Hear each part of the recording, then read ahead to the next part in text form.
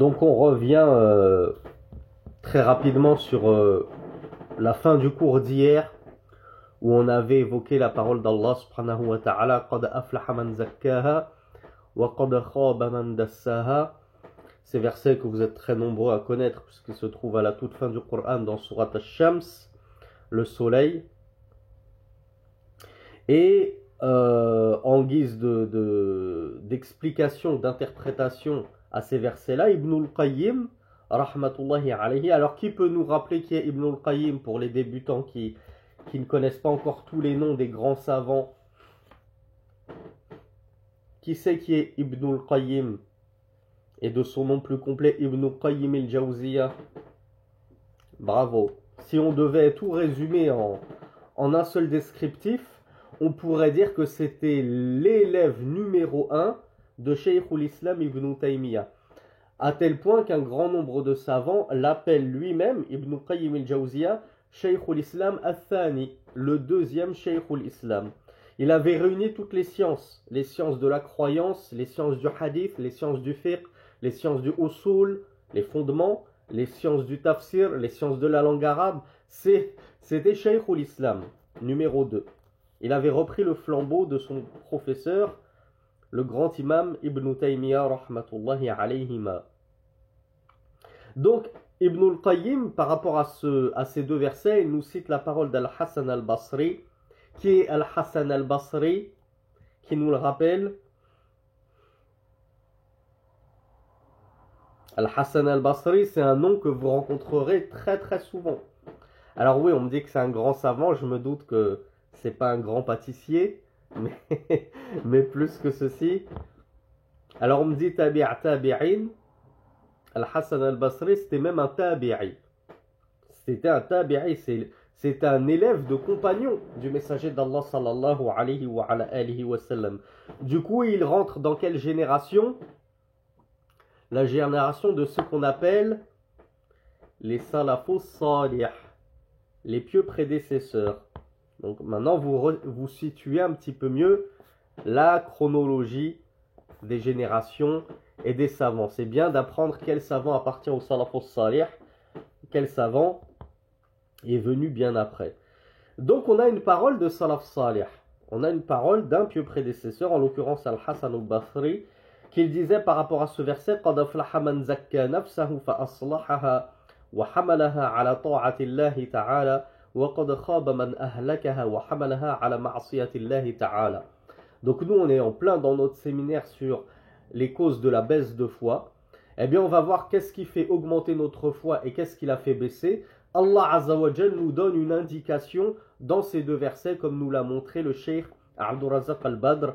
Al-Hassan al-Basri nous dit: celui a certes réussi, celui qui a purifié son âme et l'a corrigé et l'a amené à l'obéissance d'Allah subhanahu wa ta'ala. Donc dans cette parole-ci, on comprend que celui qui veut booster sa foi, comme on l'a vu dans le premier séminaire, eh bien il doit obéir à Allah, il doit pratiquer l'obéissance d'Allah subhanahu wa ta'ala. Puis il nous dit, et certes a perdu, a été déçu, celui qui aura anéanti son âme et l'aura amené vers la désobéissance d'Allah subhanahu wa ta'ala.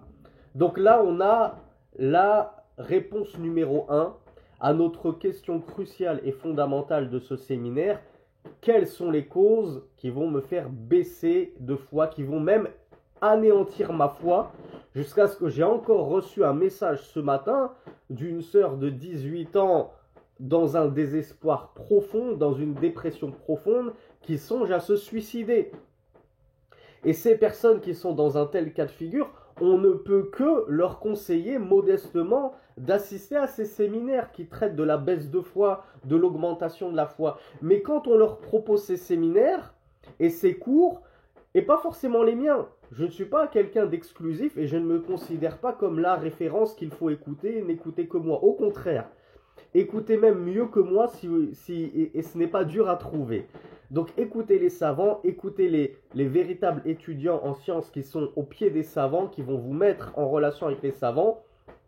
Ce sera bien plus profitable que moi. Cependant, si vous n'écoutez ni ces gens-là qu'il convient d'écouter, et même mes modestes cours à moi, vous ne les écoutez pas, et vous ne faites pas d'efforts pour prendre des cours sur la foi, sur la croyance, eh bien comment est-ce que vous voulez sortir d'une telle situation?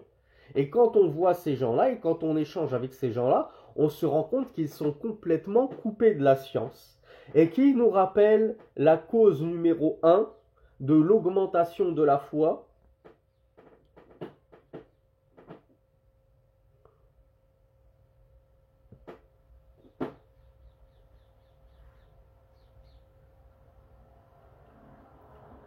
Bravo. On a dit les causes de l'augmentation de la foi, c'est l'étude de la science.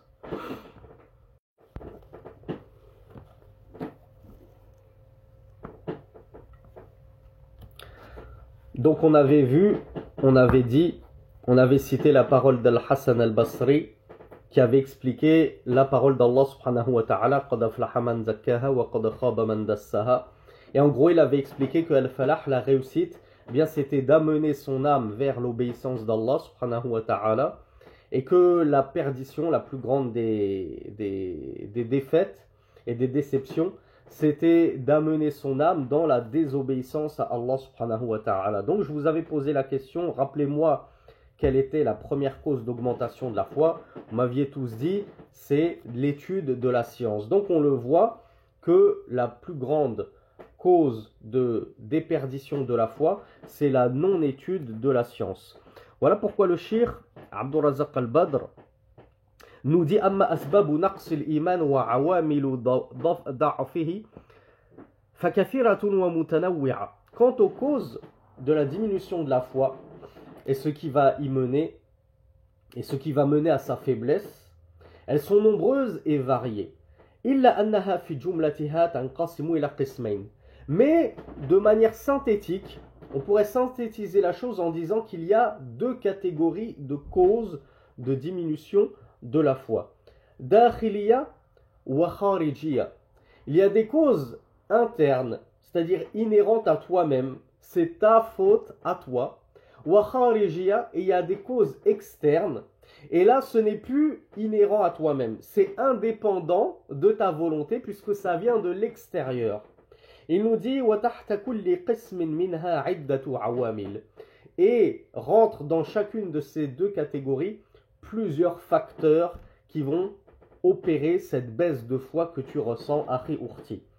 Donc dans ce premier cours, nous allons voir Al-Qismul Awwal, et dans les cours suivants, jusqu'à ce qu'on ait fini cette première catégorie de causes, qui sont les causes internes, les causes qui sont propres à toi-même. C'est-à-dire que c'est toi qui dois travailler dessus pour rebooster ta foi et cesser cette chute libre dans la baisse de la foi.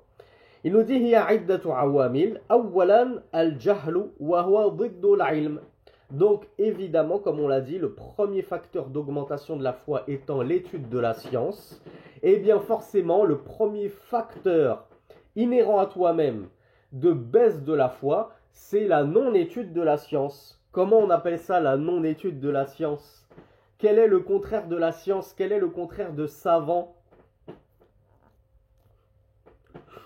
Voilà, l'ignorance. En arabe, al-jahl. Si tu ne fais pas les causes d'étude de la science, tu es ce qu'on appelle un ignorant. Tu es plongé dans ton ignorance. Et c'est à cause de ton ignorance que tu ressens cette baisse de foi. C'est parce que tu n'étudies pas la science que tu ressens cette baisse de foi. Ça, c'est le premier de tous les facteurs. Et vraiment, le cheikh Abdul Razak al-Badr a dit vrai. Il a bien fait de le mentionner en tout premier lieu. Et ce cours-là, Inch'Allah, on va le dédier uniquement là-dessus. Bi'idhnillah. Sur l'ignorance, la non-étude de la science. Le cheikh nous dit فَهَذَا مِنْ أَعْظَمِ أَسْبَابِ نَقْصِ الْإِيمَانِ. Donc l'ignorance, c'est la plus immense cause, la plus grande cause de la baisse de la foi. كَمَا أَنَّ الْعِلْمِ مِنْ أَعْظَمِ أَسْبَابِ زِيَادَتِهِ. De la même manière que la science, c'est la plus grande cause d'augmentation de la foi. فالمسلم العالم لا يؤثر محبة وفعل ما يضره ويشقى به ويتألم به على ما فيه نفعه وفلاحه وصلاحه. Vraiment, je vais lire en entier les propos du cheikh Abdul Razak al-Badr parce qu'ils sont extrêmement pertinents. Donc, ouvrez grand vos oreilles pour chaque ligne que nous allons lire. Le cheikh nous dit le musulman savant, c'est-à-dire le musulman qui a de la science. il ne va pas préférer et aimer des agissements qui vont lui nuire au détriment d'agissements et de choses qui vont lui être profitables. Le musulman savant ne va pas s'engager volontairement et sciemment, l'adverbe sciemment, il est relatif à la science. Donc le musulman qui a de la science, il ne va pas sciemment s'engager dans des actes ou des paroles, et il est préféré, ces actes et ces paroles, à des actes et des paroles qui, elles, vont lui être bénéfiques. Je vous donne un exemple tout bête. Le musulman ne va pas préférer, par exemple, la consommation de boissons enivrantes à la consommation de boissons non enivrantes. Pourquoi? Parce qu'il sait que la consommation de boissons enivrantes vont lui être préjudiciables. Je ne parle même pas d'un point de vue religieux. Même dans le domaine mondain, on est tous d'accord, mes frères et mes sœurs, que les boissons enivrantes sont préjudiciables. Les koufars eux-mêmes le reconnaissent et nous mettent toujours des pubs. Attention à l'abus de consommation de boissons enivrantes car cela nuit. Pareil pour la cigarette. Donc lorsque tu es un musulman et lorsque tu as de la science, tu ne vas pas volontairement et sciemment aimer et t'engager dans des choses qui te sont nuisibles. Et donc qui vont causer ta perte religieusement et mondainement parlant. Amma al-jahil, فإنه لفرط جهله وقلة علمه فإنه قد يؤثر مثل هذه الأشياء على ما فيه فلاحه وصلاحه.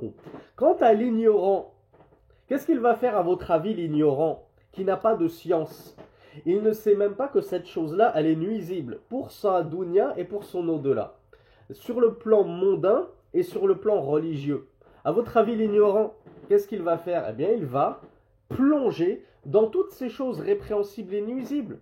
L'ignorant, il va se mettre à l'alcool. Il y a un pote qui l'engraine pour fumer du shit, il va aller fumer du shit. Il y a un pote qui l'engraine pour aller fréquenter des filles, il va aller tomber dans la fornication. Pourquoi? Parce qu'il est ignorant, il n'a pas la science. Donc il ne se rend même pas compte, il n'a même pas suffisamment d'intelligence et de science pour comprendre que ce qu'il est en train de faire, c'est nuisible et ça va lui nuire à lui-même. Il ne fait que se nuire à lui-même. Est-ce que vous pensez, mes frères et mes sœurs, que lorsque nous péchons, on commet du haram? Est-ce que vous pensez que ça nuit à notre Créateur, à notre Seigneur? Est-ce que vous dites, oh, j'ai fait un péché, excuse-moi Allah, je t'ai fait du tort, je t'ai fait du mal? Vous pensez que vous allez être capable de nuire à Allah subhanahu wa ta'ala? Dans un hadith, je crois qu'il est Qudsi, que nous étudierons dans la playlist des Arba'in al-Nawawiyya, Rasulullah sallallahu, oui c'est bien hadith Qudsi, Allah subhanahu wa ta'ala dit, Ya ibadi, innakum lan tablughu darri fatadurruni. Ô mes serviteurs, vous ne pourrez jamais atteindre ma nuisance au point de pouvoir me nuire. Allah est innuisible. Je ne sais pas si le terme existe, mais il est impossible de nuire à Allah subhanahu wa ta'ala. Donc lorsque tu pêches, tu nuis à qui si tu ne nuis pas à Allah? Tu nuis à ta propre âme, mon frère et ma sœur. Donc voilà les méfaits de l'ignorance. Elle te pousse à préférer des choses nuisibles pour toi-même au détriment de ce qui va être profitable. Et comme on l'a dit, ça vaut pour les deux mondes, cette dunya et l'au-delà. Le cheikh nous dit وَذَلِكَ لِانْقِلَابِ الْمَوَازِنْ عِنْدَهُ وَلِضَعْفِ التَّصَوُّرِ فِيهِ فَالْعِلْمُ أَصْلٌ لِكُلِّ خَيْرٍ وَالْجَهْلُ أَصْلٌ لِكُلِّ شَرٍ.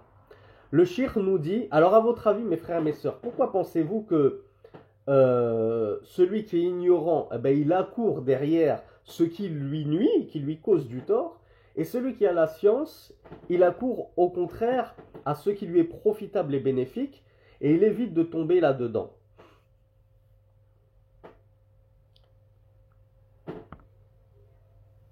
Alors là, non, c'est pas à cause du shaitan, mes frères et mes sœurs. Là, on l'a dit, on est dans les causes inhérentes à toi-même. C'est-à-dire, c'est ta pomme. Si tu es ignorant, c'est de ta faute, c'est pas de la faute du shaitan, akhi. Ne remets pas tes fautes sur le dos des autres. Et ça, on l'a beaucoup détaillé dans le premier séminaire sur les causes de l'augmentation de la foi.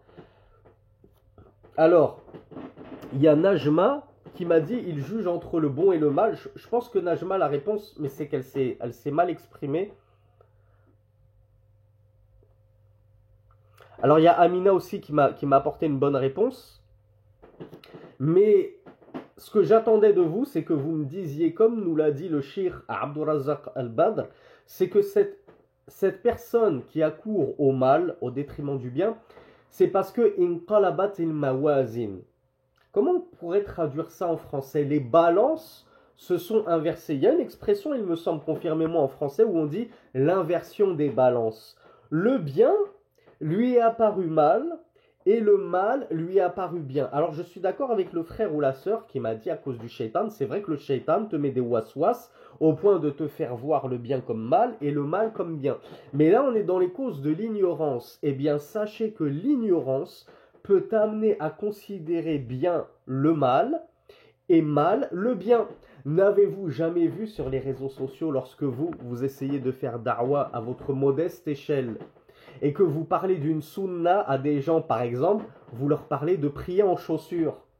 N'avez-vous jamais vu des gens qui vous traitent de mubtadi'a, d'innovateurs, d'ignorants, de farfelus et loufoques? Regardez ces gens-là, ils prient en chaussures, on ne sait pas d'où ils ont appris leur religion. Le bien, la sunna en l'occurrence, leur paraît mal, leur paraît être une innovation, subhanallah. La cause de ça, c'est qui? C'est Shaitan. C'est à cause de Shaitan qu'ils ont considéré que prier en chaussures c'était mal. Vous voyez, là la cause, elle est interne. C'est à cause de leur ignorance. Parce qu'ils n'ont pas appris leur religion. Et s'ils avaient un petit peu étudié le fiqh, juste arrivé au chapitre des ablutions et de la prière, ils auraient vu qu'il n'y a aucun mal à prier en chaussures à partir du moment où elles sont propres, bien entendu. Et quand on dit propre, allez, on va faire une petite sortie fiqhiyya de 30 secondes. Qu'est-ce qui est voulu par chaussures propres, mes frères et mes sœurs? Qu'il n'y ait pas de terre, faut pas qu'il n'y ait pas de poussière sur la semelle. Bravo, bravo à vous. Je vois que vous êtes nombreux à avoir bien maîtrisé cette question-là. Ce qui est voulu, c'est l'impureté religieuse. Donc de la terre, de la poussière, de la saleté, il y a une trace de ketchup. J'ai marché sur du ketchup, j'ai marché sur de la purée de carottes, j'ai préparé un petit pot à mon bébé, j'ai marché sur de la purée de carottes.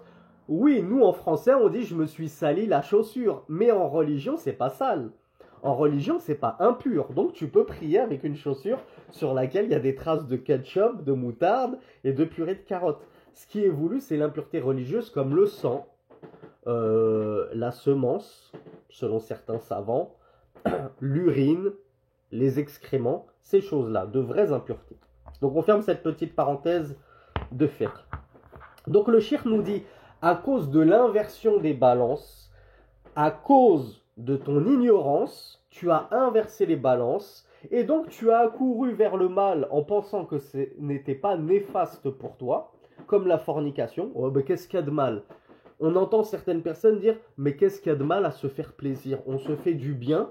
Je ne nuis à personne, je ne cause du tort à personne, je n'ai tué personne. Est-ce que vous êtes d'accord avec cette assertion, mes frères et mes sœurs? Et si vous n'êtes pas d'accord, qui me dira pourquoi tu te causes du tort lorsque tu vas forniquer avec autrui? Bien sûr qu'il se cause du tort à lui-même. Est-ce que vous l'avez vu, la petite vidéo que j'avais donnée sur les enfants adultérins? D'ailleurs, subhanallah, c'est la vidéo qui a fait le plus de vues sur ma chaîne. Je ne sais pas pourquoi ce sujet-là, il a fédéré les foules. C'est la vidéo en top sur ma chaîne. Je ne comprends pas pourquoi. Les enfants adultérins. Lorsque tu vas forniquer avec quelqu'un, tu es potentiellement en train de semer tes graines chez une femme qui n'est pas la tienne, chez la femme d'un autre même peut-être. Et après, c'est la disparition de la généalogie. Puisqu'on l'a vu, le fornicateur n'est pas le père de l'enfant. Toi, tu vas forniquer, la femme va tomber enceinte suite à cette fornication, tu ne seras pas le père. Il y aura des enfants, entre guillemets, illégitimes de ta descendance qui ne te reviendront jamais, et ce seront des enfants sans père. Ce qu'on appelle en langage technique des bâtards. Bâtard, vous allez rigoler, bon les plus jeunes d'entre vous vont rigoler, oh il a dit un gros mot. Bâtard c'est pas un gros mot, c'est pas une insulte à la base. C'est devenu une insulte par la suite, mais vous ouvrez un dictionnaire, bâtard ça veut juste dire enfant né d'une union illégitime ou enfant sans père déclaré. Donc à cause de toi, tu vas être la cause de dizaines de bâtards comme ça, qui n'auront pas de père qui vont les éduquer, pas d'héritage du coup, du côté paternel, etc. etc.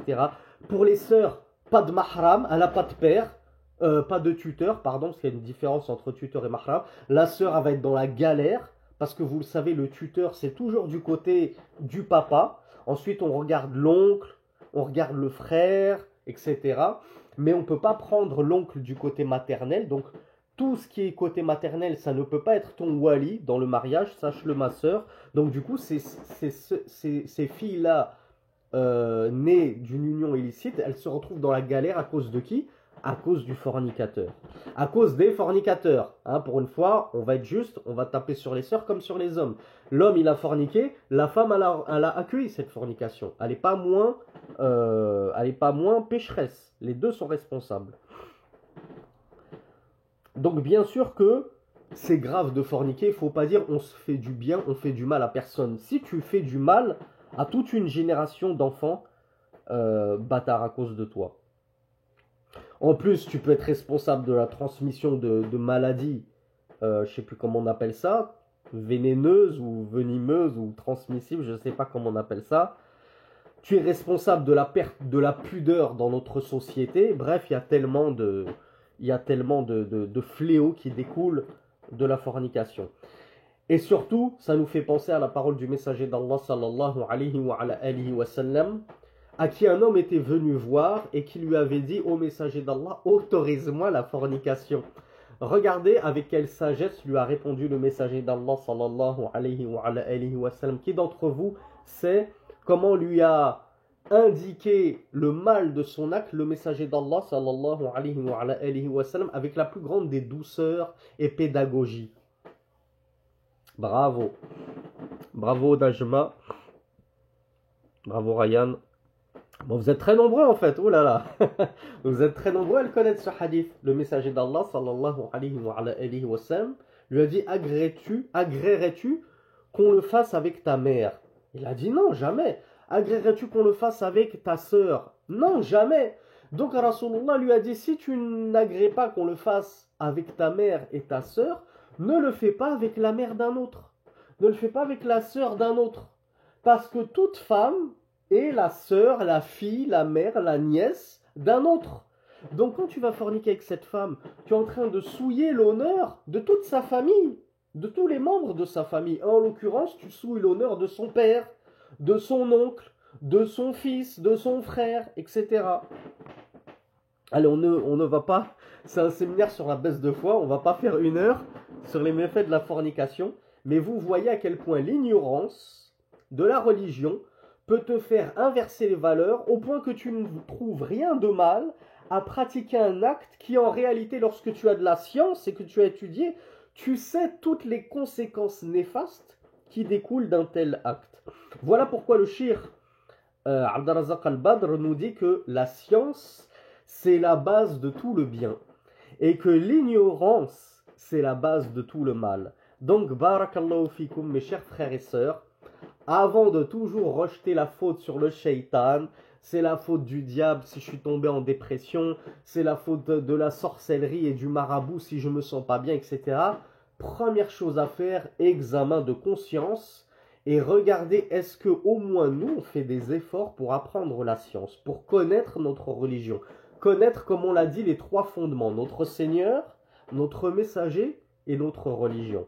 Si tu vois que tu as de grands manquements dans ces 3 fondements, déjà travaille sur toi avant d'aller toquer à la porte de tous les pseudo-ruqat, pluriel de raqi, exorcistes, pour leur demander des sortilèges de désenvoûtement ou je ne sais quoi.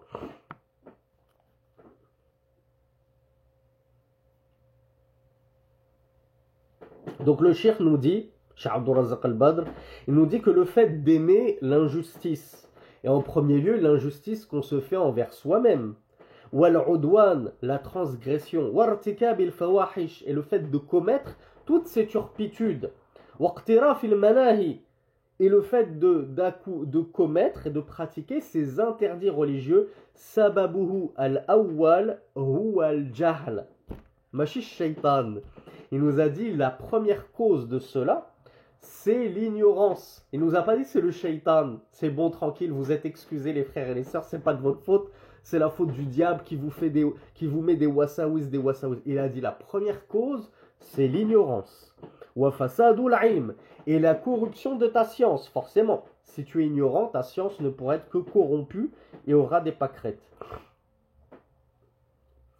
L'imam Ibn al-Qayyim, donc Cheikh Abdul Razak al-Badr, nous cite des propos de l'imam Ibn al-Qayyim al-Jawziyya que j'ai beaucoup affectionnés.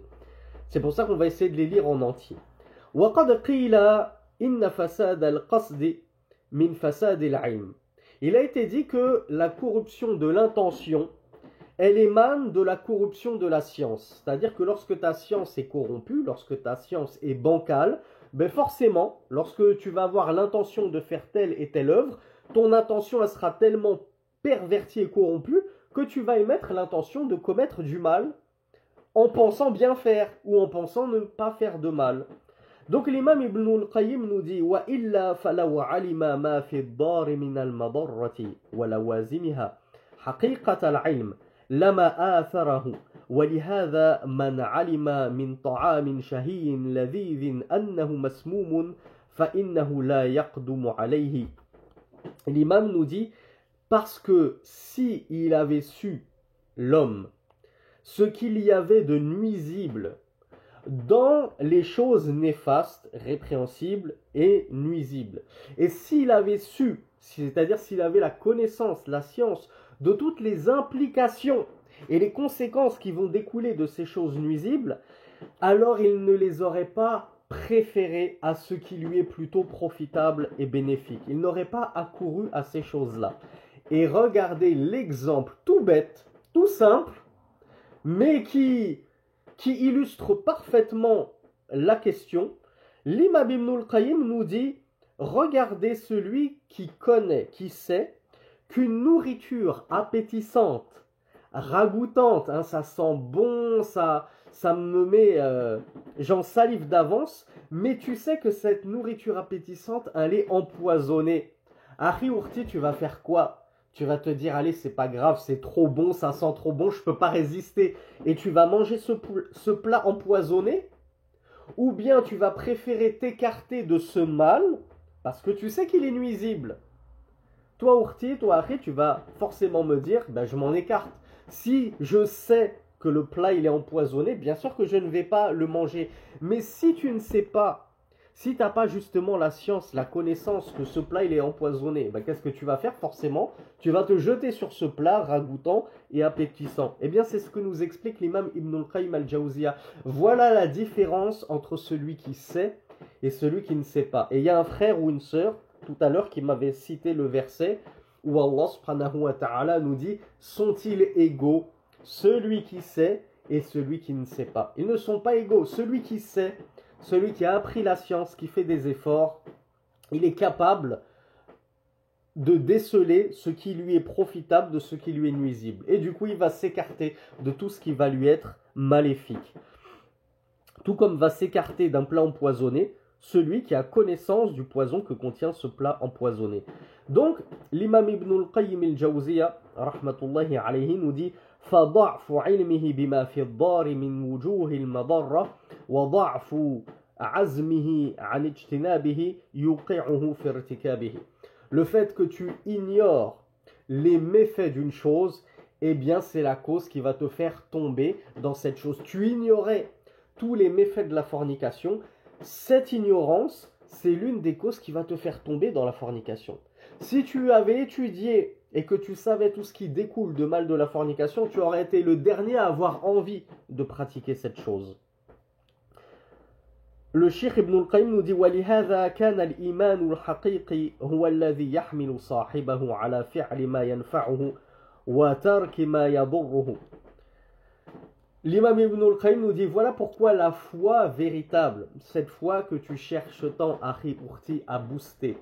Si tu veux atteindre la perfection de la foi, la véritable foi, qui n'est pas souillée par des imperfections, il nous dit la foi véritable, c'est celle qui va pousser son auteur à pratiquer tout ce qui va lui être bénéfique et à délaisser tout ce qui va lui être nuisible et maléfique. Du coup, sans vouloir vous offenser, mes frères et mes sœurs, puisque je parle en mon nom en premier, si nous sommes des personnes qui n'accourront pas à perdre haleine vers tout ce qui nous est profitable, et en l'occurrence le talab ilm. Et je pense que vous, alhamdoulilah, vous faites partie de ces gens qui accouraient au talab ilm. Chacun à votre degré, à votre niveau, à votre échelle. Il y en a qui suivent des cours tous les jours, toute la journée, Allahumma barik. Il y en a qui font juste des efforts le week-end, c'est déjà bien, alhamdoulilah, c'est déjà très bien.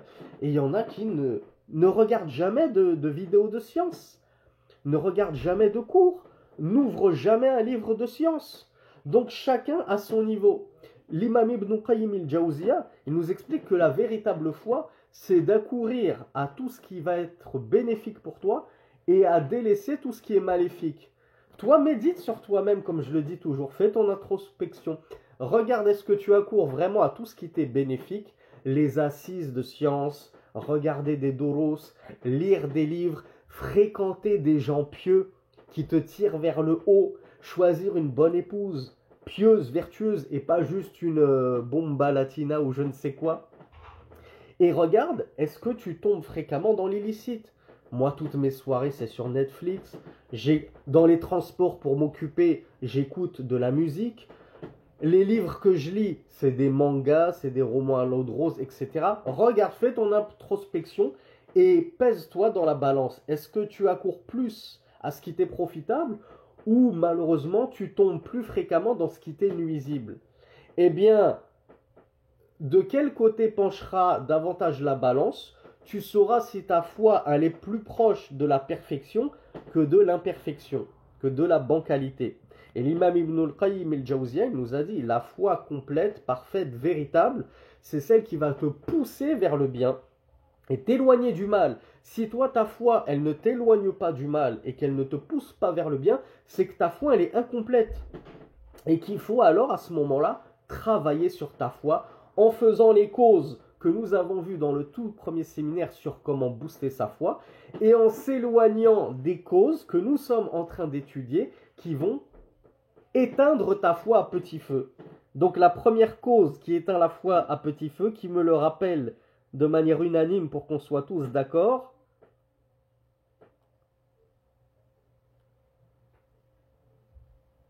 alors j'ai une réponse collégiale où vous m'avez tous dit l'ignorance. Et ce n'était pas une question bête. Si je vous ai posé cette question alors que je sais que vous avez tous la réponse, c'est pour vous poser une deuxième question. Et vous me connaissez, ceux qui me suivent depuis longtemps, vous savez que je ne suis pas là pour vous caresser dans le sens du poil, pour vous demander ensuite 15 € à chaque séminaire pour avoir le plus de participants possible et m'acheter un triplex à Dubaï. Ça ne m'intéresse pas. Votre argent ne m'intéresse pas. L'argent ne fait pas le bonheur, même s'il y contribue. On va pas se mentir. Mais ce qui m'intéresse, c'est l'état de votre foi. Donc je vais vous poser une question où je ne vais pas me faire que des amis.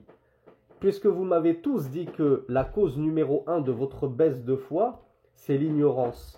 Qui d'entre vous s'engage aujourd'hui, le dimanche 6 juillet, à 11h54, heure de Paris, à s'inscrire à des cours d'arabe dès la rentrée de septembre? Puisqu'il n'y a pas de science sans la langue arabe. 6 août, pardon. La clé de la science, c'est la langue arabe. Et ne me dites pas comme me l'a fait une de nos tantes qui m'a écrit sur YouTube en me disant qu'elle avait 65 ans et qu'elle désespérait d'apprendre la langue arabe parce que, entre guillemets, voilà, elle était trop âgée, c'était trop tard. Je lui ai répondu que lorsque moi-même j'ai étudié la langue arabe en Égypte, j'avais 23-24 ans. C'est déjà, entre guillemets, beaucoup pour se mettre à étudier une langue.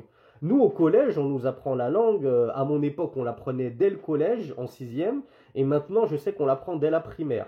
Vous allez me dire, ouais, 23 ans, 24 ans, ça fait tard pour apprendre la langue arabe. Allah me l'a permis. Et moi, je suis une goutte dans l'océan de ce qu'Allah a permis aux gens, puisque j'avais des camarades de classe âgés jusqu'à 60, 65 ans, qui venaient d'Australie, qui venaient de Russie, qui venaient d'Afrique. Et tous, on a fini par apprendre la langue arabe. Pourquoi pas vous? Alors notre grande sœur Myriam qui nous dit qu'elle a 57 ans, pardon, il n'est pas trop tard, il n'est jamais trop tard. Alhamdoulilah, mettez-y vous, car c'est vraiment la clé de la science. Et vous verrez la différence de science que vous engrangerez entre le moment où vous êtes devenu arabophone et le moment où vous ne l'étiez pas. Et ne vous trouvez pas d'excuses, mes frères et mes sœurs. C'est pas soit l'un, soit l'autre. Ne me dites pas, Akhi, c'est soit on apprend la langue arabe, soit on lit le Coran et on apprend et on lit les 3 fondements et on suit des vidéos, on suit des cours, etc. Non, l'un n'empêche pas l'autre. Une journée, c'est 24 heures. Compte combien d'heures tu perds dans la futilité, les jeux vidéo, la musique, la télé, les sorties entre amis, les restos, la glande, tout simplement. Tu es là sur le canapé, tu fais rien pendant des heures, tu te tournes les pouces. Dans 24 heures, tu vas me faire croire, Akhi, que tu n'as pas 1 heure à consacrer à la langue arabe et 1 heure à la science. Il te reste encore 22 heures. Si déjà tu faisais l'effort de moins dormir et de ne pas faire des grasses mat tous les jours de 10 heures, 11 heures de sommeil parce que tu es au chômage, tu es je sais pas quoi, dors 7-8 heures, c'est déjà beaucoup. Il te reste 16 heures dans la journée. Allahumma barik, 16 heures qu'Allah vous a donné dans la journée pour lui consacrer 1 heure à apprendre la langue arabe et 1 heure pour la science en général. Tu peux faire les deux. Donc ne vous trouvez pas d'excuses, mes frères et mes sœurs. Je suis désolé de vous contrarier et de devoir taper sur la table, mais je le dis pour votre bien. Comme on l'a dit, le médicament, on n'aime pas le prendre, c'est amer, c'est dégoûtant, on le déteste ce médicament, mais une fois qu'on l'a pris et qu'on guérit par la grâce d'Allah, on est bien content de l'avoir pris. On se dit finalement ce médicament il avait du bon. J'espère que mes rappels seront ainsi et qu'Allah fasse qu'il le soit ainsi. Que mes rappels, ils font pas plaisir à entendre, mais j'espère que quand vous les aurez ingurgités et mis en pratique, vous reviendrez me dire Barakallahu fik akhi, finalement ça nous a fait du bien. Ça nous fait du bien d'être enfin arabophone. Et j'espère que vous pourrez tous me délaisser. Parce que je vous ai dit, une fois que vous êtes arabophone, vous allez étudier directement chez les savants. Il n'y a plus de Sami Philippe ou je ne sais qui. Ou de Jean-Michel Tartampion. La science, ça se prend des savants. Mais, tant que vous n'avez pas l'arabe, il y a des roues de secours, des béquilles, comme certains frères étudiants en sciences, mais ça ne doit être qu'une période de transition dans votre vie, mes frères et mes sœurs. Je refuse d'être un imam qu'on écoute toute la vie. Toute ma vie, depuis que j'ai 18 ans jusqu'à mes 58 ans, je suis Sami Philippe Chaouch. Moi, je me désavoue de vous. Je suis désolé pour votre bien, je me désavoue de vous si vous faites ça. Donc, est-ce que vous me promettez tous de faire des efforts dès la rentrée pour apprendre la langue arabe, sachant qu'il y a des instituts physiques, il y a des instituts online, il y a des frères et des sœurs qui donnent des cours fils abilillah dans la mosquée. Je ne vous demande pas de prendre des cours intensifs pour devenir arabophone en 3 mois. Juste de commencer, de mettre le pas dans l'étrier. Mettre le pas dans l'étrier, c'est la première étape pour apprendre à monter à cheval. Donc je vous demande juste de mettre ce pas dans l'étrier. Ouvrez la porte de l'institut online, physique, avec ce frère. Et ensuite, allez-y à votre rythme, barakallahu fikum. Mais il faut qu'il y ait ce déclic. Je veux qu'il y ait en vous cette étincelle de cette année, c'est décidé, j'arrête de penser que je vais passer ma vie à apprendre la science en français avec des vidéos et des séminaires. Cette année, je m'engage à commencer à apprendre la langue arabe. Qu'Allah vous facilite à tous, mes frères et mes sœurs.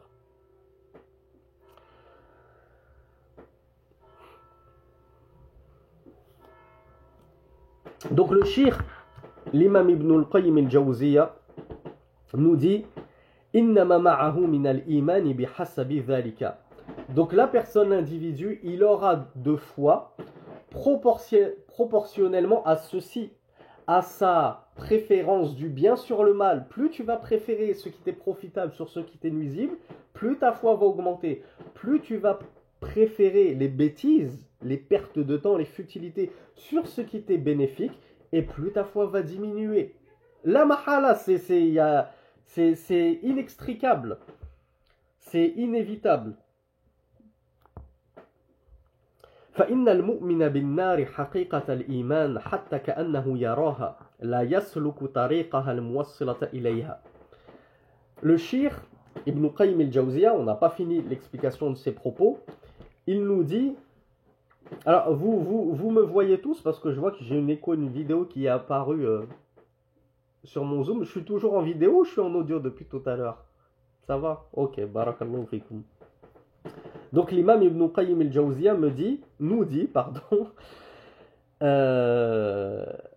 le véritable croyant en l'enfer. Ah, bien sûr que nous, les musulmans, on croit en l'enfer. On a même peur d'y rentrer. On a peur qu'Allah subhanahu wa ta'ala nous saisisse pour tous nos manquements et nos péchés et nous jette en enfer. On est d'accord, hein, mes frères et mes sœurs, que il suffit pas de dire la ilaha illallah pour être préservé de passer un éventuel séjour en enfer.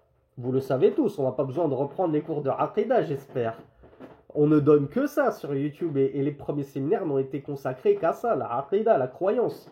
On sait tous que nous ne sommes pas des Murji'a et on n'est pas des hérétiques qui pensons que quiconque dit la ilaha illallah ne sentira jamais l'enfer le toucher. Non, on sait qu'il y aura des musulmans qui, à cause de leur grand mal qu'ils ont effectué sur terre, pourront, si Allah ne les a pas pardonnés, effectuer un certain séjour en enfer.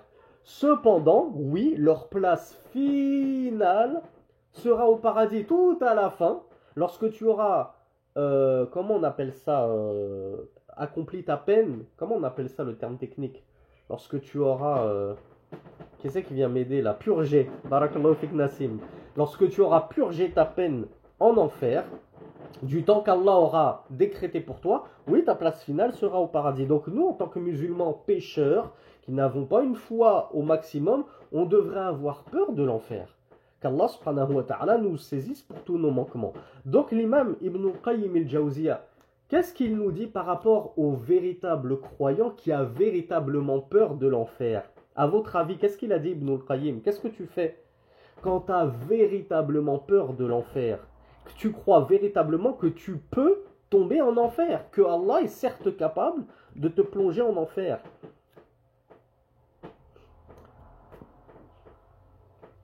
Tu as tellement peur de l'enfer que c'est comme si tu la voyais de tes propres yeux, nous dit l'imam Ibn Qayyim al-Jawziyya. Voilà, bravo mes frères et mes sœurs. L'imam Ibn Qayyim al-Jawziyya nous dit, une telle personne ne va pas aller s'engager sur la voie des péchés. Elle ne va pas aller s'engager sur la voie qui mène à la désobéissance à Allah subhanahu wa ta'ala. Fadlan an yas'a fiha bi juhdihi. Et pire encore, à ce qu'il accourt. Il prend son VTT électrique et lui, il y court vers les péchés. C'est pas il y marche avec hésitation. Ah, il y a une jolie fille là qui m'appelle. Hein, souvenez-vous, la femme du gouverneur, la femme du roi qui appelait Youssouf. Et que lui, il a accouru. Mais il a accouru vers cette femme ou il a accouru à la porte pour se sauver? Lui, il a accouru pour se sauver du péché. Donc nous, déjà, en tant que croyants, même marcher timidement vers le péché en se disant est-ce que je le fais, je le fais pas, je le fais, je le fais pas, mais plus tu te poses cette question et plus tu te rapproches de ce péché, tu continues à avancer. Ça, normalement, on ne devrait même pas le faire. Mais l'imam Ibn Qayyim nous dit alors que dire de ceux qui accourent?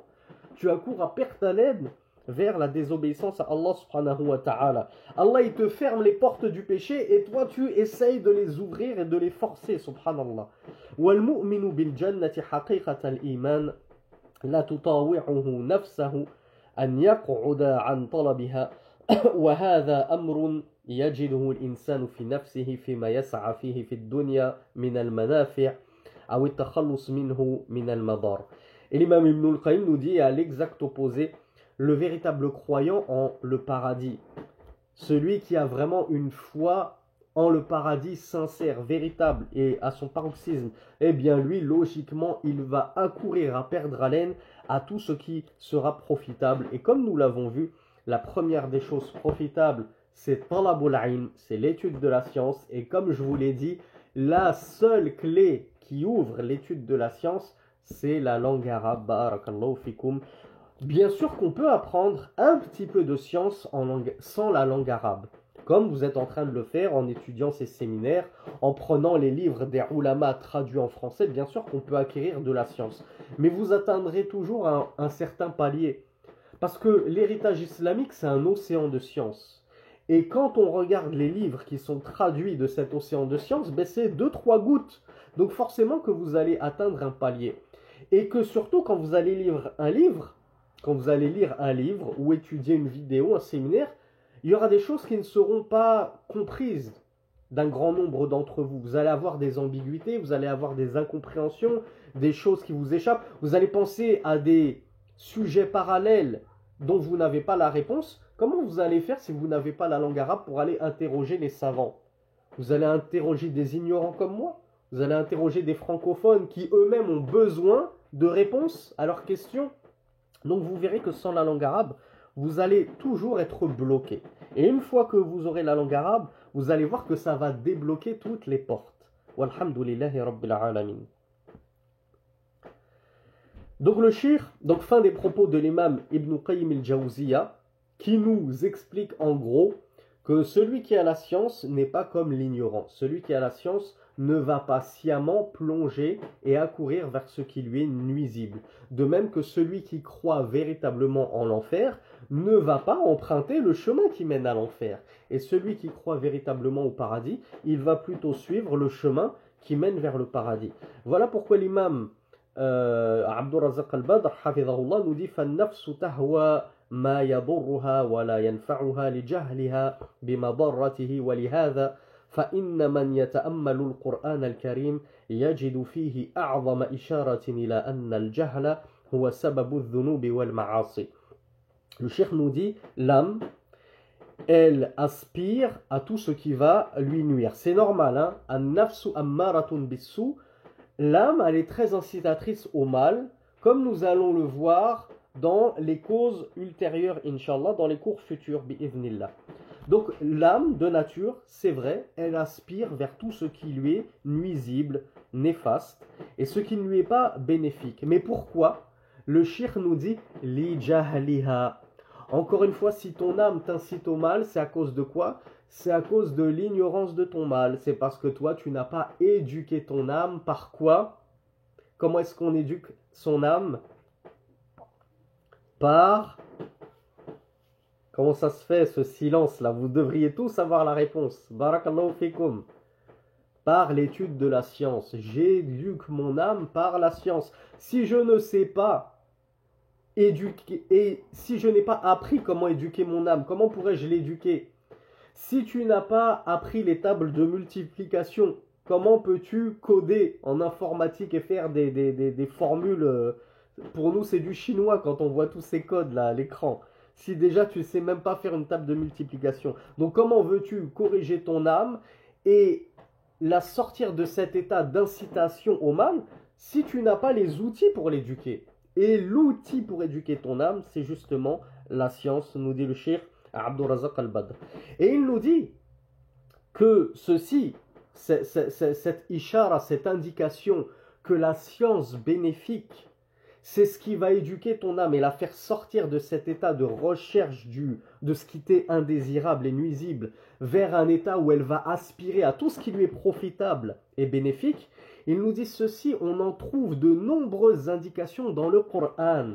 Allah subhanahu wa ta'ala, il nous dit dans le Coran, il y a de nombreuses indications que l'ignorance, c'est la cause des péchés et de la désobéissance à Allah subhanahu wa ta'ala. Péché et désobéissance qui, comme on l'a vu, pourront potentiellement te faire tomber dans le feu.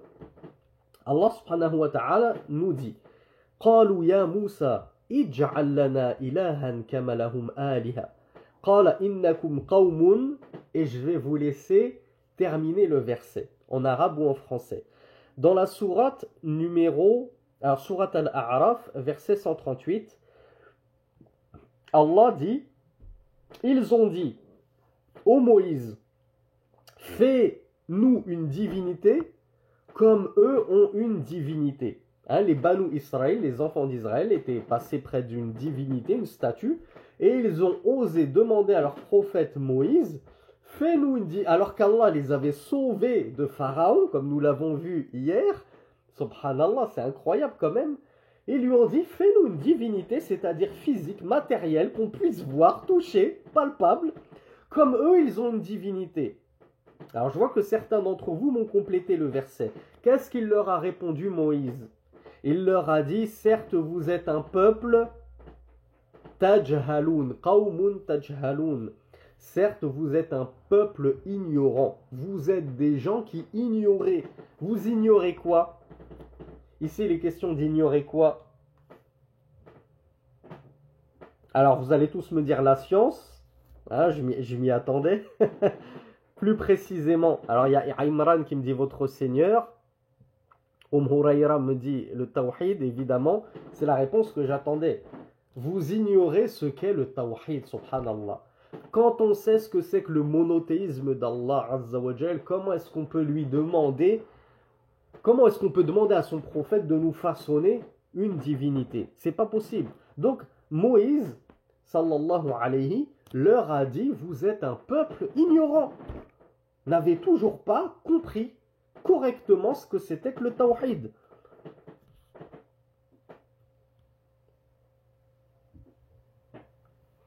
Dans un autre verset, Allah subhanahu wa ta'ala nous dit وَلُوطًا إِذْ قَالَ لِقَوْمِهِ أَتَأْتُونَ الْفَاحِشَةَ وَأَنْتُمْ تُبْصِرُونَ أَإِنَّكُمْ لَتَأْتُونَ الرِّجَالَ شَهْوَةً مِّن دُونِ النِّسَاءِ بَلْ أَنْتُمْ قَوْمٌ.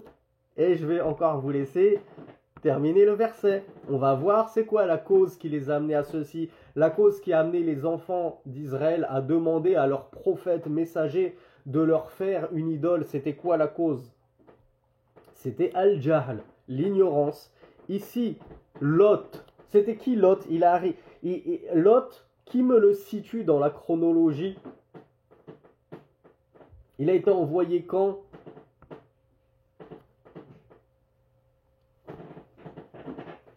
Lot, il a été envoyé en concomitance avec Ibrahim.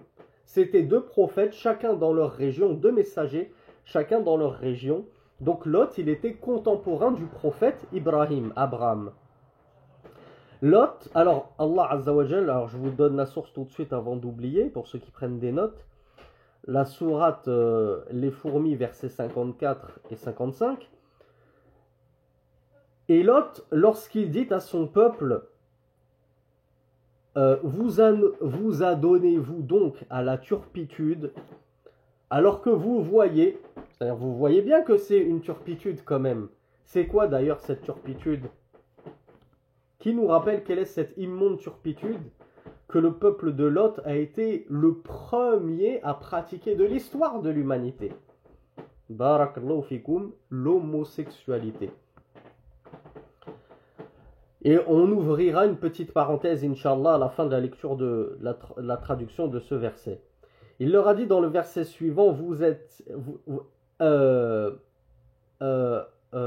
adonnez-vous donc, allez-vous donc vers les hommes par passion, par désir, c'est-à-dire, allez-vous donc pratiquer l'acte charnel avec des hommes au détriment des femmes? Vous délaissez vos femmes, vos épouses qu'Allah vous a données pour justement assouvir vos désirs, pour aller assouvir ces désirs chez des hommes, entre vous. Donc qu'est-ce qu'il leur a dit Lot? Comment il a qualifié cet acte, Lot? Est-ce qu'il leur a dit, bon, qu'Allah vous pardonne, vous êtes nés comme ça, comme la génération LGBT musulmane 2023 qui brandissent des pancartes partout en Angleterre, en Allemagne, et je ne serais pas étonnant que ça finisse par arriver en France. L'islam ne s'oppose pas au LGBTisme, musulman, gay, le Coran n'interdit pas tout ceci. On en voit de la propagande qui commence à gagner en importance d'homosexuels, hein, il faut appeler un chat, qui prétendent qu'il n'y a rien qui interdit ceci en islam. Comment est-ce que Lot a qualifié son peuple homosexuel qui ont innové cette pratique pour la première fois de l'humanité? Il leur a dit Bal antum qawmun tajhalun, la même chose que Moussa a dit à son peuple. Vous êtes plutôt un peuple qui ignorait. Donc l'homosexualité, c'est quoi? C'est autorisé, c'est la fitra, c'est la saine nature, je suis né comme ça, j'ai pas choisi d'être comme ça, non. l'homosexualité c'est de l'ignorance. Parce que si tu n'étais pas un ignorant, si tu avais la science et que tu avais étudié la science, tu aurais su que ce que tu es en train de choisir comme voie, c'est une abomination. Et je suis désolé, Akhi Ourti, si encore une fois, il y a des gens qui se reconnaissent dans ce mal-là parmi vous et qui me suivez, je suis encore sévère dans mes propos, mais c'est pour votre bien. Ne vous cherchez pas d'excuses en disant que vous ne l'avez pas choisi. C'est vous qui avez emprunté cette voie-là. Allah a mis les femmes, Allah a placé les femmes pour les hommes et il a placé les hommes pour les femmes. C'est toi qui vas choisir la mauvaise voie. Ne rejette pas ça sur le shaitan, ne rejette pas ça sur une pseudo-fitra. Tu es né comme ça parce que la saine nature, la fitra avec laquelle Allah nous a fait naître, rejette cela. Ce n'est pas pour rien que 98% de la population mondiale, je ne vais pas vous faire des sondages IFOP, vous les connaissez mieux que moi, rejette l'homosexualité. Parce que la véritable fitra qui n'a pas été dévoyée et souillée rejette cette pratique abjecte. C'est une pratique abjecte, c'est une abomination, c'est clairement haram de chez haram de chez haram. On ne va pas vous dire non, c'est un très très grand péché. C'est l'un des pires péchés qui puissent exister. Et la cause de tout cela, Akhi Ourti, c'est pas que tu es né comme ça, c'est ton ignorance, tout simplement. Tu es ignorant de ta religion. Apprends ta religion, barakallahu fik. Si on peut t'aider, on t'aidera, incha'Allah. Si on peut te conseiller, on te conseillera. Mais il faut que toi, tu veuilles changer. Faut pas que tu te braques en te disant je suis comme ça, je ne peux pas changer. Si tu peux changer. Tout comme celui qui aime les boissons enivrantes, il peut changer. Il peut se sortir. Même les koufars, qu'est-ce qu'ils font? Les koufars, quand ils tombent dans ces addictions-là, à la boisson enivrante, à la drogue, ils vont dans ce qu'on appelle des cercles privés anonymes, les alcooliques anonymes, les addicts anonymes. Même les koufars, je ne sais pas si vous l'avez entendu, certaines stars de cinéma qui sont addicts à la fornication, ils vont se faire sevrer dans des centres de désintoxication sexuelle. Donc, ça, après, tu peux trouver de l'aide, mais cherche ton aide auprès de personnes compétentes et pieuses. Va fréquenter des frères et des sœurs qui sont accrochés à leur religion. Ne va pas fréquenter des psychologues mécréants qui vont te parler de fraude et je ne sais quoi, en te disant que c'est parce que c'est un traumatisme lié à ta naissance et je ne sais quoi. Ça, c'est des balivernes et des chimères. Nous, en tant que musulmans, on ne croit pas à ces choses-là. Donc, Allah facilite tous nos frères et sœurs musulmans et musulmanes qui luttent contre ce mal, car c'est un mal, et ce n'est pas une maladie qu'on attrape comme ça. Je suis sorti dehors, j'ai attrapé, c'était dans l'air, comme ça, il y avait l'homosexualité qui flottait dans l'air, comme le virus du rhume ou de la grippe. J'ai attrapé ça comme ça, j'ai pris un coup de froid et je suis devenu homosexuel. J'ai fait ce qu'on appelle mon coming out. Je le dis avec humour, mais ça n'existe pas. Tu ne pourras pas nous la faire à nous. Tu peux te mentir à toi-même en te disant que c'est un coming out qui t'est tombé sur la tête, mais nous ne croyons pas à ces choses-là. Nous croyons que c'est juste un manque de religion, un manque de foi et un manque de science. Et tu te pourras sortir de ceci qu'en combattant ces trois fléaux, en apprenant ta science, en reboostant ta foi et en t'éloignant de tous les chemins qui mènent à cette turpitude. On va terminer avec 2 derniers versets qui mentionnent encore une fois que l'ignorance, c'est la cause qui te fait tomber dans tous ces péchés, l'homosexualité, la recherche de l'idolâtrie des statues. Allah subhanahu wa ta'ala a dit « Qul afaghayra Allahi ta'muruni a'budu ayyuhal jahilun » Dis, est-ce autre qu'Allah que vous m'ordonnez d'adorer, ô ignorants? Donc encore une fois, on voit que l'adoration d'autre qu'Allah, qui s'appelle le shirk, le polythéisme, l'association, sa cause principale, c'est quoi? L'ignorance. Tous les mécréants, s'ils refusent d'adorer Allah subhanahu wa ta'ala, ou s'ils adorent d'autres qu'Allah, et ils ont 36 divinités, la cause principale, c'est quoi? C'est l'ignorance. S'ils avaient la science, et référez-vous à notre premier séminaire sur les causes de boost de la foi, comment on acquiert la science, notamment par le biais de la méditation, des signes d'Allah tout autour de nous, comme nous l'avons dit dans l'introduction du cours d'hier, eh bien, tu ne serais pas tombé dans l'idolâtrie. Et dernier, alors ce verset, c'est le verset de la sourate Az-Zumar, les groupes, verset 64. Et le dernier verset que nous citons, c'est la parole d'Allah subhanahu wa ta'ala où il dit, et là on va piquer un petit peu nos sœurs, j'espère que elles ne m'en voudront pas. وَقَرْنَ فِي بُيُوتِكُنَّ وَلَا تَبَرَّجْنَ تَبَرُّجَ الْجَاهِلِيَّةِ الْأُولَى. Donc je sais que il y a quelques sœurs, je suis obligé de vous appeler comme ça mes sœurs parce que je vous l'ai dit, je suis pas là pour vous faire plaisir. Je suis pas là pour gagner des abonnés. Donc je suis désolé mes sœurs, il y a des sœurs qui me suivent qui sont mutabarrijet.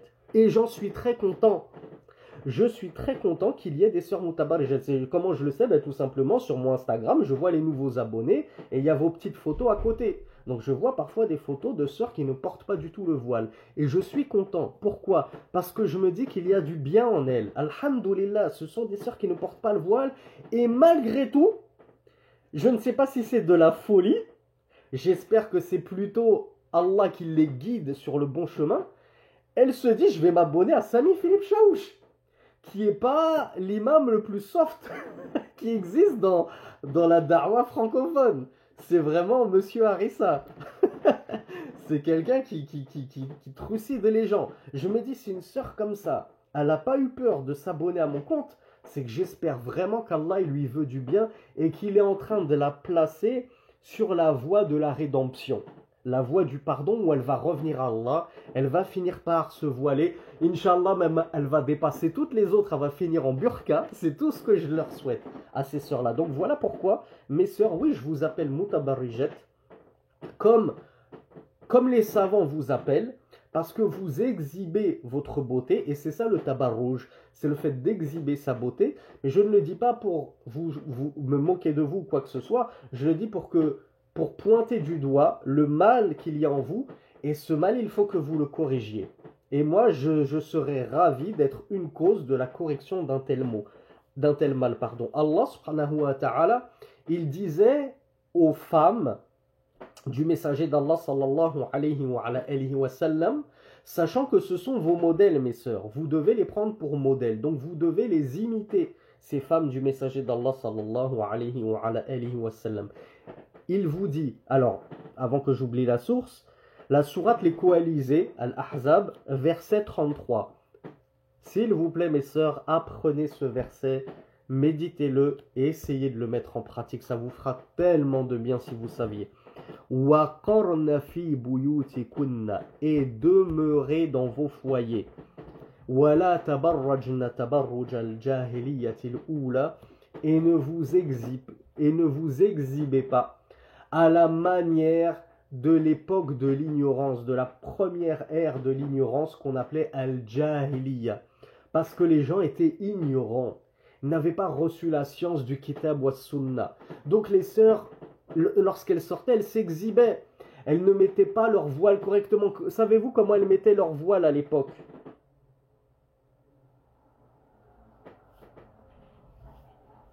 Là, je pose la question aux frères comme aux sœurs. Alors, bravo Amina, bravo Majda, bravo Imran. Les femmes, elles posaient un voile comme ça et elles le jetaient derrière elles. Donc, du coup, on voyait tout leur cou et toute leur encolure, puisque généralement, elles portaient des abayas et que la abaya, il faut bien faire passer la tête à l'intérieur. Du coup, il y a une encolure au niveau du cou. Donc du coup, on voyait une partie de leur parure. Et malgré tout, elles se jetaient un petit foulard sur les cheveux. Malgré tout. Même si parfois, ça pouvait découvrir un petit peu une mèche. Mais elles avaient quand même, entre guillemets, cette pudeur de mettre au moins un voile sur leurs cheveux, même si elles ne le mettaient pas correctement. Qu'est-ce qu'il a dit Allah subhanahu wa ta'ala à ces femmes-là? Est-ce qu'il a qualifié ces femmes-là de voilées? Là, on va faire une grosse parenthèse qui est fondamentale. Parce que nos sœurs doivent savoir la vérité. Il faut qu'elles arrêtent d'écouter les prédicateurs qui les caressent dans le sens du poil. Et qui les confortent dans leurs erreurs. Allah, il les a qualifiés de mutabarrija. On est d'accord, puisqu'il a dit que ceci c'était du tabarrouj de la jahiliyatil oula. Donc il les a qualifiés par deux attributs, par deux qualificatifs. Premièrement, il les a qualifiés de mutabarrijet, c'est-à-dire de femmes qui s'exposent, qui montrent leur beauté. Alors qu'on a dit elles essayaient de poser un voile sur elles. C'est-à-dire qu'elles ont fait cet effort, imaginez-vous. C'est pas elles sortaient sans voile, comme le font certaines de nos sœurs, qu'Allah leur facilite le port du voile et qu'Allah leur inspire l'amour du voile. Et qu'Allah leur inspire l'amour du djilbab, shara'i. Donc ces femmes-là, elles étaient mutabarrijet alors qu'elles portaient un voile sur elles. Deuxièmement, Allah il les a qualifiées d'ignorantes. Pourquoi elles portaient ce voile d'une façon non sharaïa? Parce qu'elles étaient ignorantes. Donc que dire de nos chères sœurs que nous aimons en Allah et que nous souhaitons encourager et aider dans leur démarche et dans leur cheminement vers Allah subhanahu wa ta'ala. En aucun cas on ne souhaite les enfoncer et les pointer du doigt et nous moquer d'elles et les rabaisser. Tout au contraire, wallahi, tout au contraire on souhaite les amener à la droiture. Et c'est pour ça qu'on leur tient ces propos qui piquent. C'est vrai, ils sont saupoudrés d'harissa, mais je vous l'ai dit, c'est comme le médicament. Il est imbuvable, il est désagréable, mais une fois qu'il est passé, il fait du bien. J'espère que nos sœurs, elles sauront accepter ce doliprane que je leur donne à la harissa. Mes sœurs, vous qui sortez carrément sans voile du tout, et vous pensez que vous avez mis une abaya et vous vous dites, ça va, je suis quand même chaste, je suis quand même pudique, je mets une abaya, je suis pas non plus en mini-jupe. Je suis pas comme telle sœur, elle met une mini-jupe, elle met des croc-tops, je sais pas quoi, moi je me respecte. Mais Ourti, tu n'as même pas fait cet effort que faisaient les ignorantes mutabarrijet, donc exhibitionnistes de la jahiliya, de l'époque de l'ignorance, qui au moins mettaient un voile. Toi tu n'en mets pas du tout, Ourti. À ton avis, ma chère sœur, si ces premières femmes de l'époque de l'ignorance, Allah les a qualifiées d'ignorantes et d'exhibitionnistes, comment est-ce que toi, on devrait te qualifier? Est-ce que tu penses que tu es plus proche de la science que de l'ignorance? Est-ce que tu es plus proche de la dissimulation et de la chasteté que de l'exhibition? Donc sache, ma sœur, que vraiment, c'est un grand péché qu'est le tabarrouj, le fait d'exhiber ta beauté. Et qu'est-ce que on dit les savants sur le tabarrouj? Je ne vais pas vous poser la question pour gagner du temps, je vous donne directement la réponse. Le tabarrouj, les savants, ils ont dit, c'est le fait d'exhiber autre que le visage et les mains. Vous voyez, je suis honnête avec vous, moi je suis pro-niqab. Moi je n'accepte pas, pour les femmes de mon foyer, par exemple, qu'elles exhibent leurs mains et leur visage. Donc je suis pro-niqab. Et c'est ce que je conseille à tout le monde. Mais je ne vais pas vous cacher la vérité.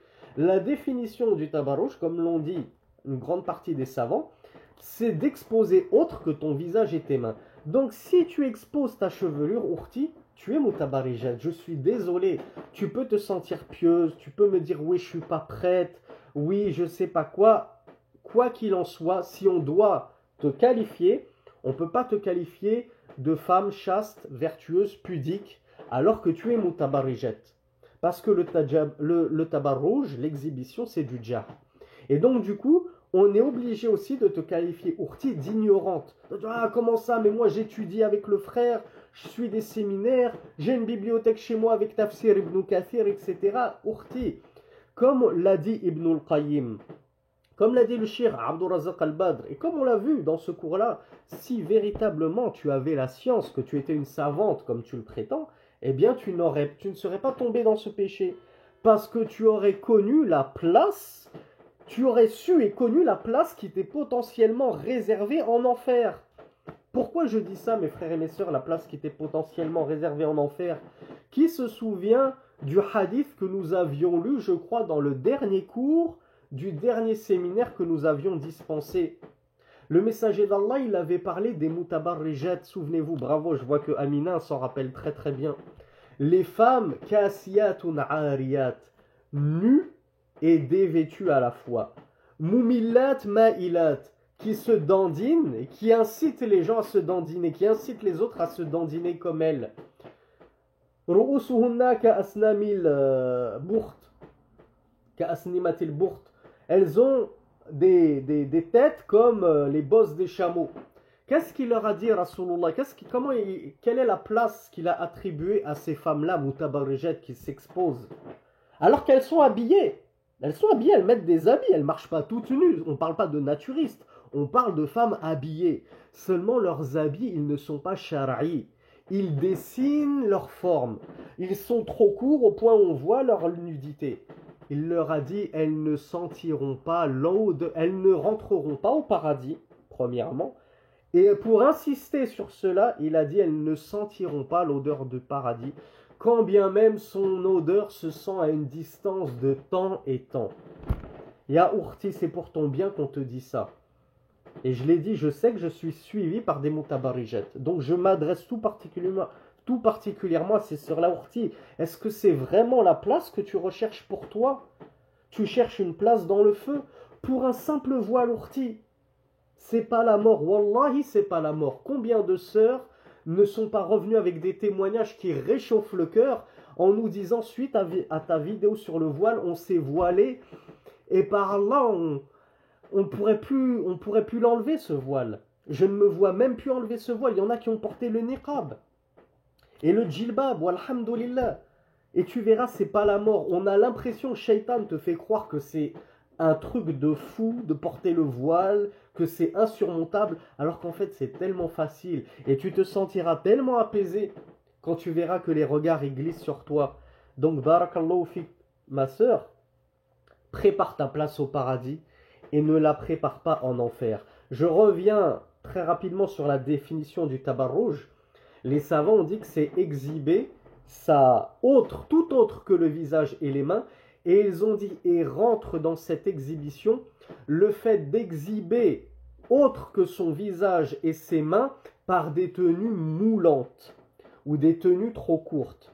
Donc ne te dis pas que toi, parce que tu as porté une abaya très serrée, on voit toute la forme de tes épaules, on voit la forme de ta poitrine, on voit la forme de tes hanches, parce que la abaya elle est très serrée. Tu as porté un petit voile que tu rentres à l'intérieur comme ça. Est-ce que ça c'est un djilbab shar'i? Non, je vous le dis tout de suite. Donc Ourti, mon conseil, si tu veux porter le voile, essaye de porter directement le djilbab. Au moins tu brûleras les étapes. Si tu as besoin d'étapes, qu'Allah te donne le temps nécessaire pour cela, parce que je n'aimerais surtout pas qu'il reprenne ton âme dans une étape intermédiaire. Pourquoi? Parce que les savants ont dit que cette étape intermédiaire, où tu vas essayer de te couvrir en ne laissant apparaître que le visage et les mains, cependant les vêtements dessinent tes formes, ou bien ils sont légèrement trop courts, ou bien ils sont un peu transparents, et donc on voit la couleur de ta peau à travers, on voit tes jambes à travers la abaya parce qu'elle est très fine et transparente, ça rentre dans le tabarrouj. Donc ne pense pas que toutes ces étapes intermédiaires que tu essayes de franchir en prenant ton temps, ce sont des étapes légiférées. On n'est pas en train de te les interdire parce qu'on ne veut pas te brusquer et on ne veut pas que tu te braques et que tu restes sur le niveau 0 qui est je porte même pas le voile, mais on ne te cache pas non plus la vérité. On te dit ces étapes-là, essaye de les franchir très rapidement, ma sœur, parce que tu ne sais pas quand tu vas mourir. Et l'étape que tu dois atteindre au plus vite, c'est le djilbab. Et le djilbab, on l'a déjà détaillé dans plusieurs cours. Là n'est pas le sujet. Qu'est-ce qu'un djilbab légiféré? Comment il doit être? Je vous renvoie au précédent séminaire, au précédent cours sur le sujet. On va s'arrêter là, car on a fini sur le chapitre de l'ignorance. Walhamdulillahi Rabbil Alamin. Quoi qu'il restera 2-3 choses à dire le week-end prochain, parce que je vous rappelle que c'est uniquement des cours du week-end. Je suis désolé pour cette grosse demi-heure de retard suite à ce désagrément de Zoom. هذا والله أعلم وصل اللهم على نبينا محمد وآخر دعوانا أن الحمد لله رب العالمين. Je vous souhaite une bonne fin de dimanche et à la semaine prochaine, au week-end prochain, Inch'Allah. Barakallahu fikum wa jazakumullahu khayran. Wassalamu alaykum wa rahmatullahi wa barakatuh.